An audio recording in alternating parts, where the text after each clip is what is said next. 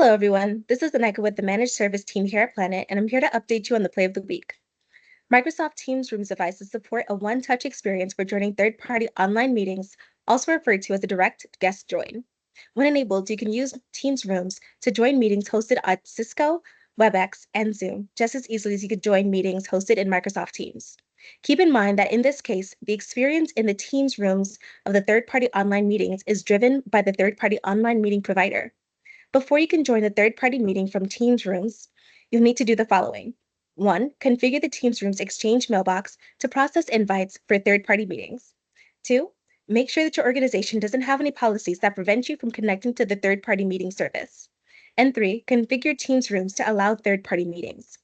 You'll be able to check out this feature August of this year for Microsoft Teams worldwide, standard, multi-tenant, GCC High, and GCC. So ask your IT team for assistance with locating this feature to get started. That's all for the play of this week. Thank you for listening in, and we'll be back with another one next week. So stay tuned and have a fantastic weekend.